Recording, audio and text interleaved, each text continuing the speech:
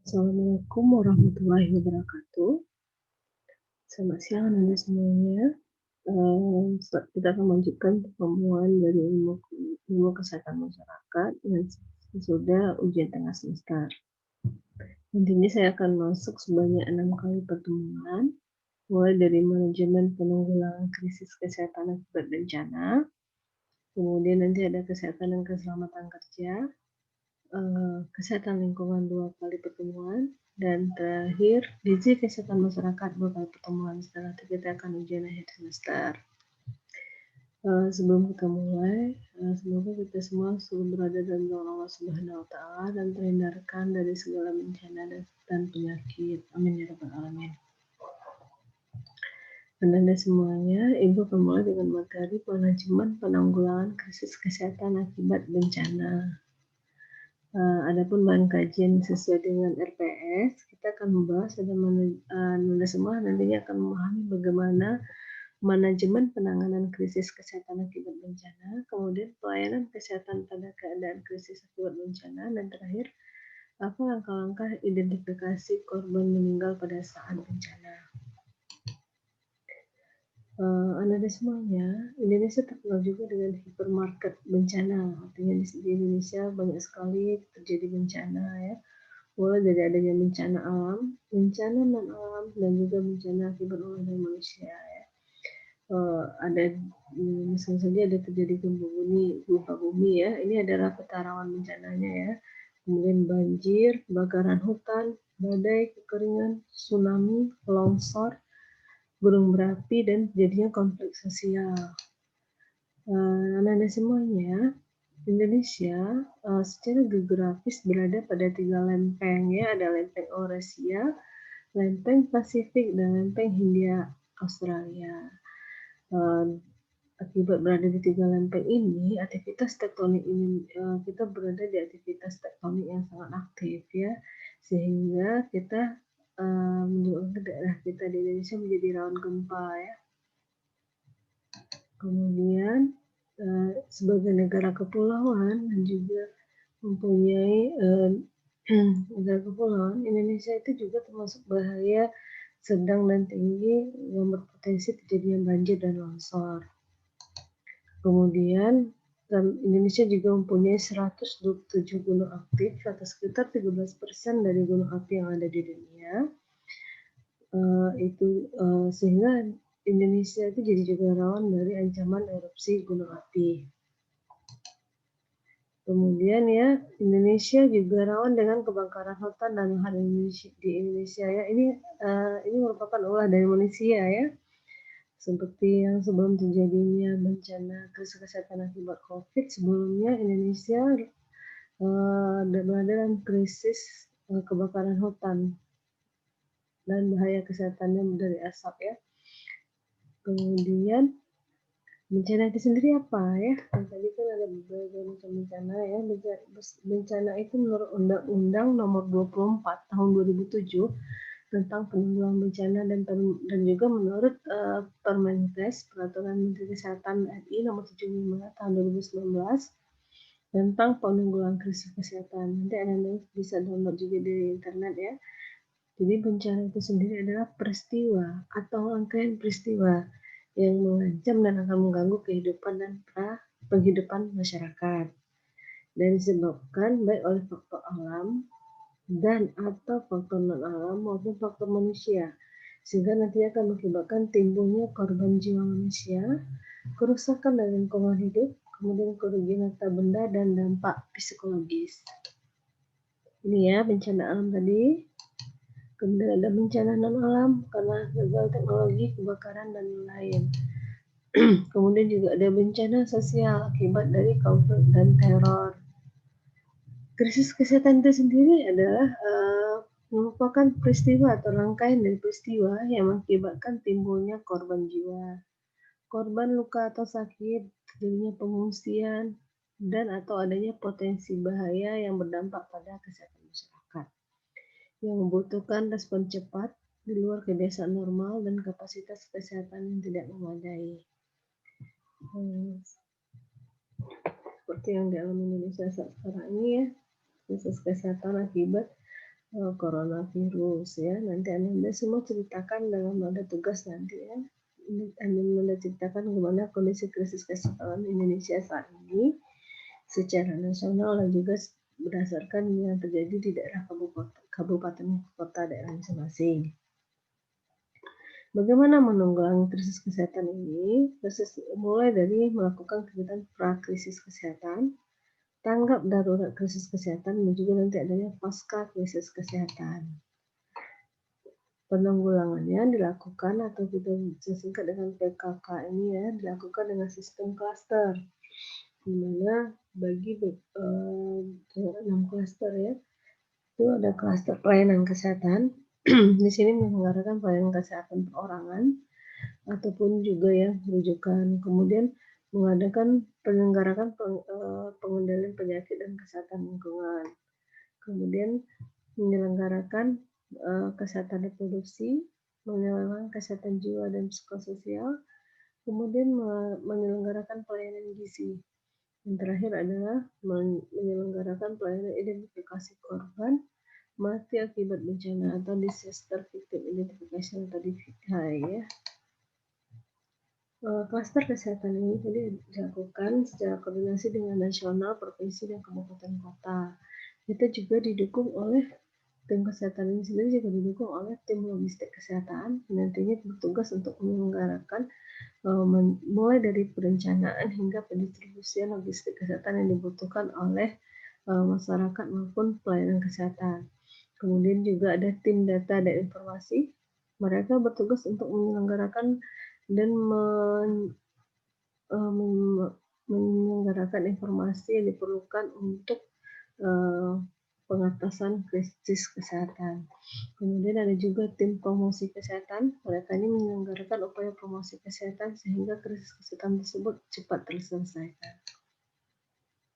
Ini ya, 3 klaster tadi yang ada untuk mengatasi krisis kesehatan, mulai dari nasional hingga provinsi dan kabupaten kota. Semuanya akan berkoordinasi di tingkat nasional. Bertanggung jawab adalah Menteri, kemudian berkoordinasi dengan Badan Nasional Penanggulangan Bencana. Mereka membentuk pusat krisis kesehatan ya. Kemudian di tingkat provinsi yang bertanggung jawab adalah Kepala Dinas Kesehatan Provinsi, sedangkan kabupaten kota Kepala Dinas Kesehatan Kabupaten Kota. Mereka akan berkoordinasi dengan penanggulangan bencana daerah, baik provinsi maupun kabupaten kota. Ini ya, ada 3 kegiatan yang harus dilakukan ya, mulai dari prakrisis, tanggap darurat, dan pasca krisis. Kita akan bahas satu-satu ya. Di tahap prakrisis kesehatan ditujukan ini ya, kita harus meningkatkan sumber daya kesehatan.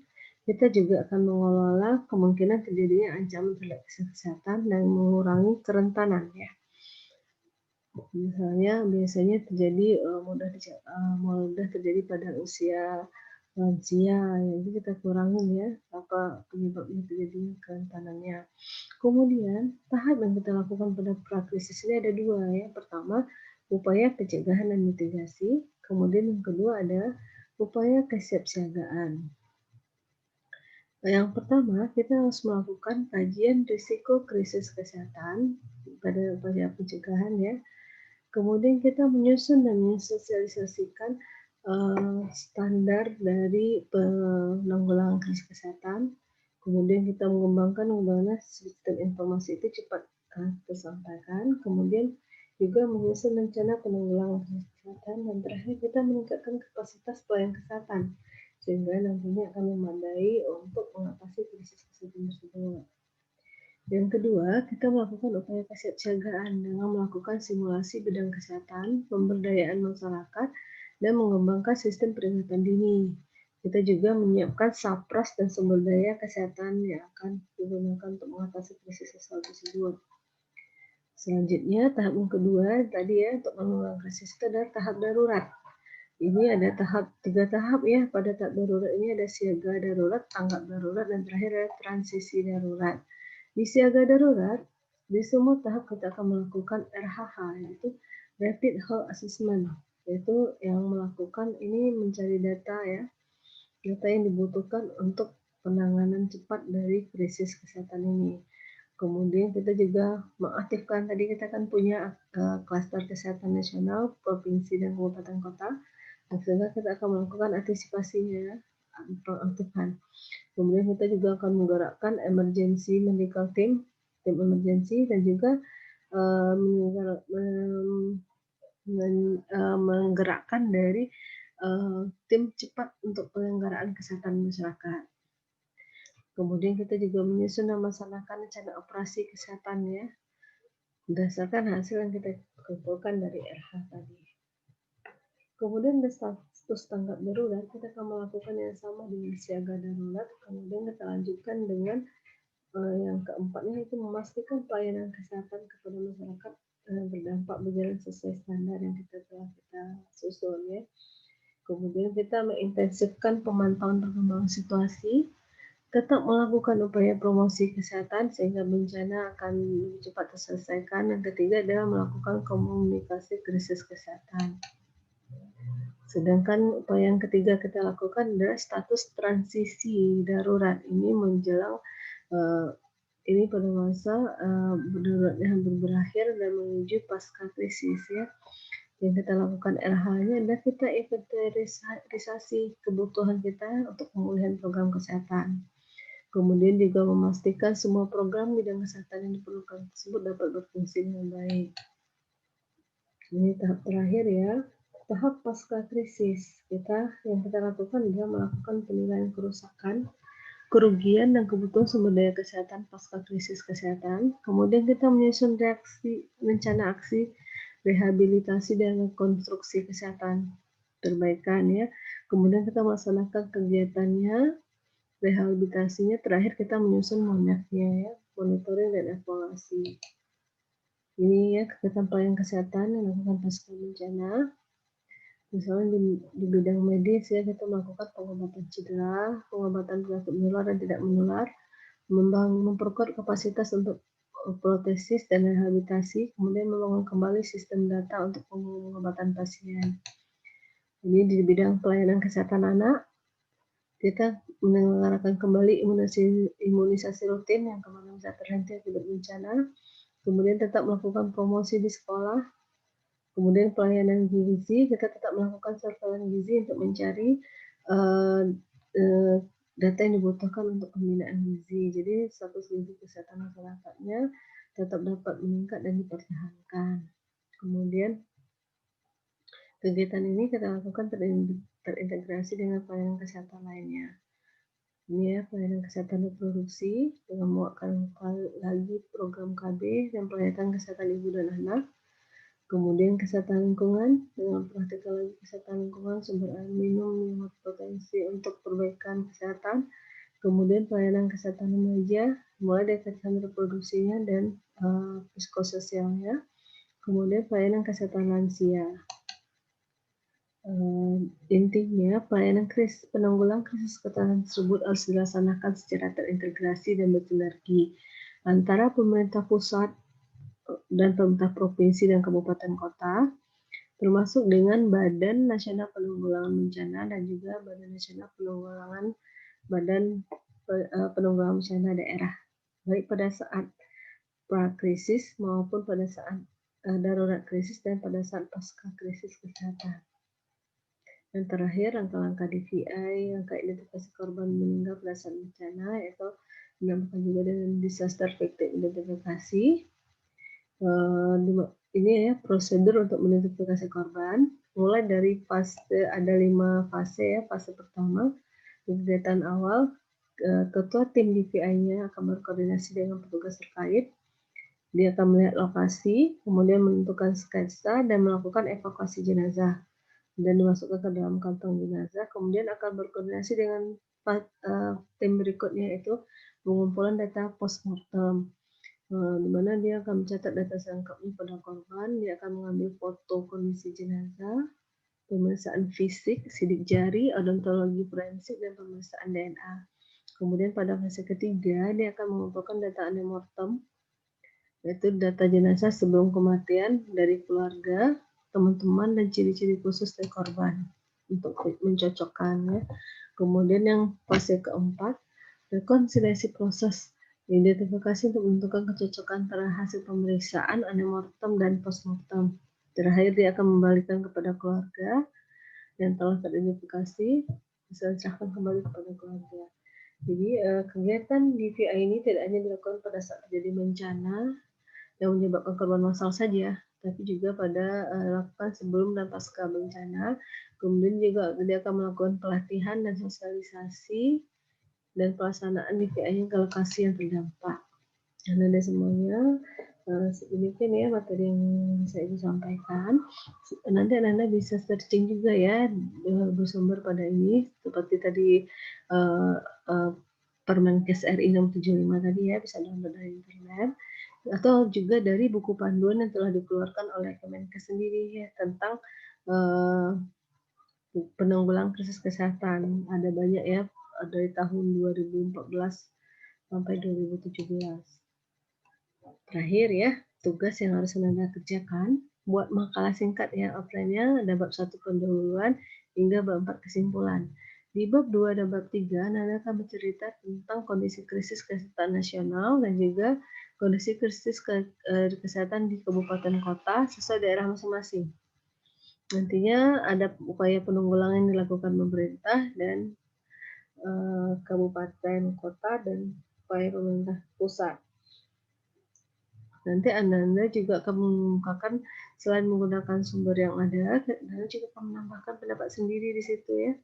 Bagaimana persoalan kesehatan yang dihadapi oleh kabupaten dan kota daerah masing-masing. Ini ditukar langsung dengan kabupaten kotanya sendiri ya. Kemudian Anda akan upload tugas ini paling lambat hari Jumat tanggal 9 Oktober 2020 pada ini ya. Ini alamatnya. Demikian materi hari ini. Assalamualaikum warahmatullahi wabarakatuh.